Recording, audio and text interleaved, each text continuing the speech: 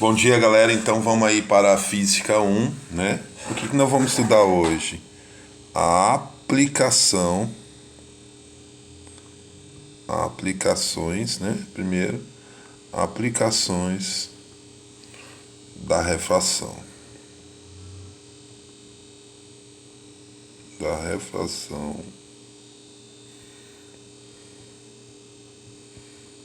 da luz. Aplicações da refração da luz. Na verdade, hoje nós só estudamos uma. No próximo módulo nós vamos estudar as outras duas. Certo? Então a primeira aplicação é chamado de quê? A primeira aplicação é chamado de ângulo limite de incidência.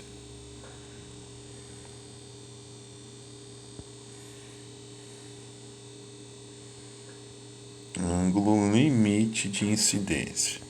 Como é que isso funciona? Espera aí, vamos entender. Eu tenho aqui um meio, tá? Vou colocar aqui de uma outra cor, azul, mais fino. Eu tenho um meio, tenho dois meios na verdade, né? O meio A e o meio B. Tá bom, o que eu vou fazer? Vou incidir um raio de luz. Incidir um raio de luz de onde para onde? Estou incidindo um raio de luz do meio A, do meio B. Só que acontece o seguinte, eu tenho que traçar minha normal. Quem é minha normal? É perpendicular à superfície e voltada, né? Perpendicular à superfície. Só que esse raio de luz ele não sai. Ele vai fazer o quê? Ele vai passar aqui, ó, rasante aqui. Quer dizer que esse raio de luz ele não vai sair. Então quer dizer que eu tenho aqui meu ângulo de incidência e meu ângulo de refração é quanto? 90 graus. Tem meu ângulo de incidência e meu ângulo de refração 90 graus. Então vamos lá, aplicando a lei de Snell-Descartes.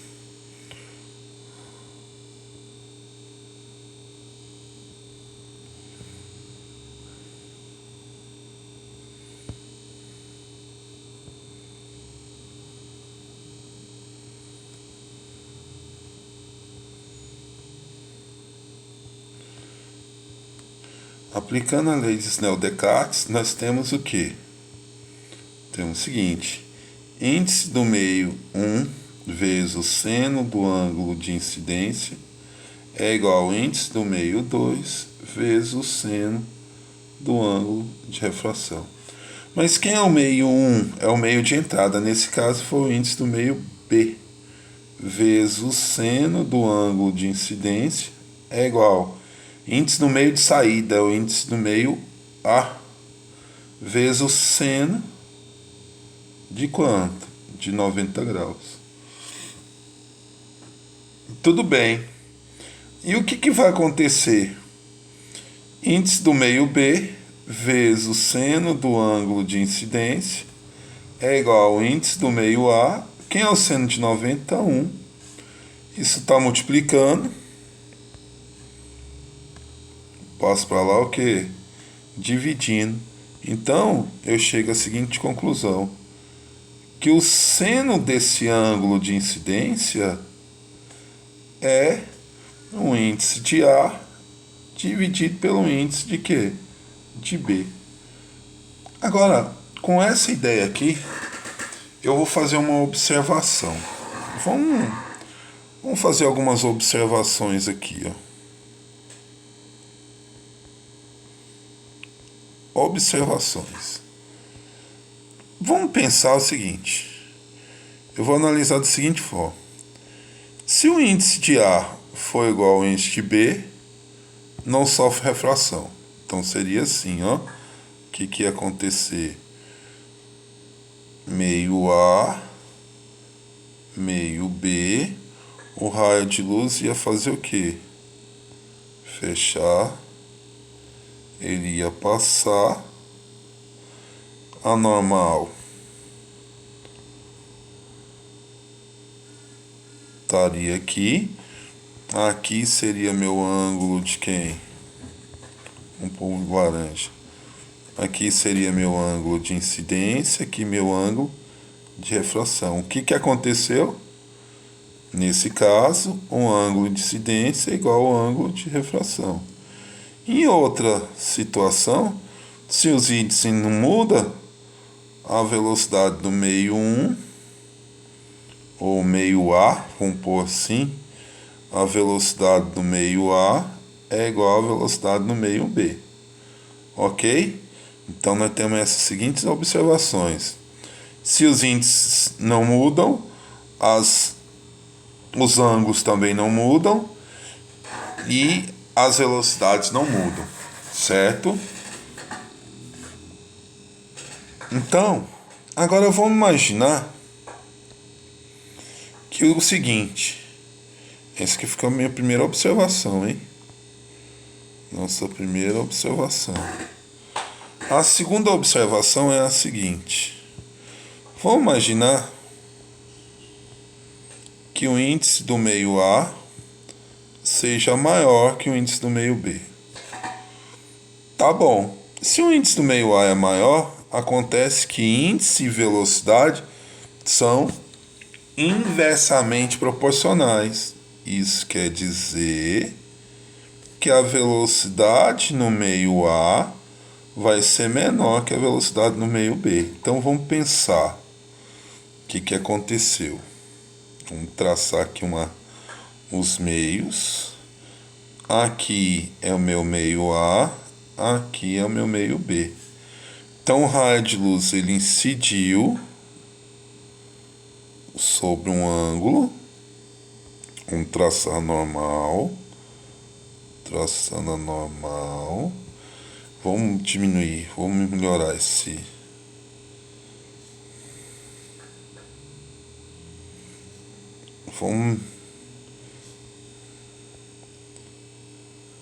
Ele incidiu sobre um ângulo.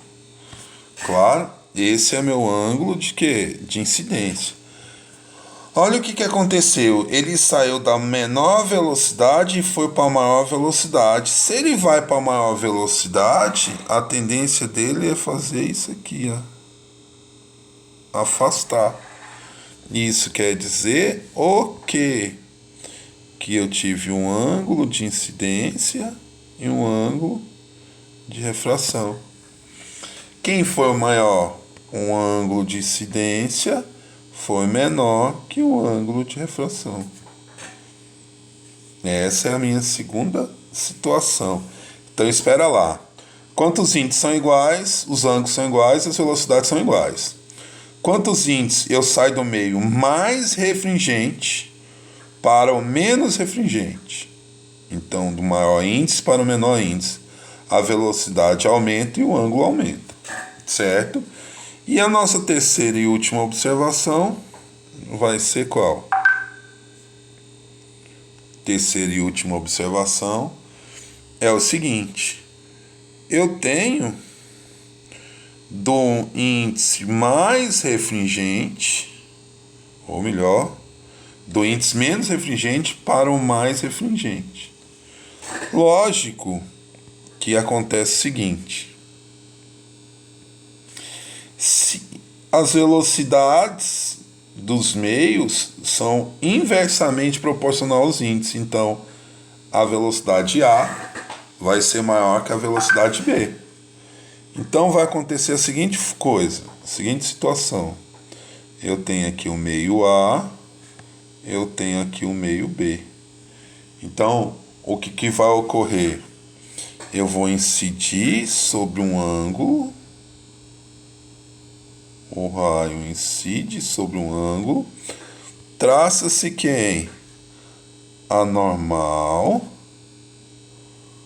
traça-se a normal, e esse raio, o que aconteceu? A velocidade dele diminui, então ele aproxima da normal.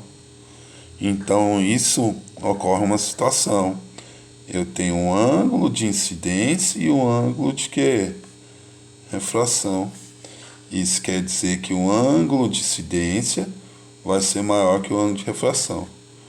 Ok? Então, observando isso, eu posso fazer o seguinte, eu posso ver aqui a seguinte coisa nessa aplicação dessa lei, na aplicação na ideia do ângulo limite de incidência. Então, o seno do ângulo limite, neste caso, vai ser quem? Olha o que aconteceu com o ângulo limite. Aumentou. O ângulo aumentou. Se o ângulo aumenta, ó, o ângulo de refração é maior que o ângulo. Então, quem é o maior?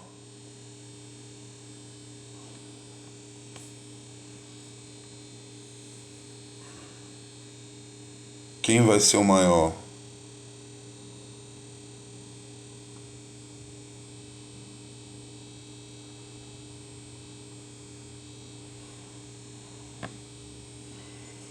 Então ele está saindo de que meio?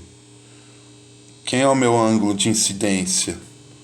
O ângulo de incidência, então vai ser como? Quem é o ângulo de incidência? É o A, né?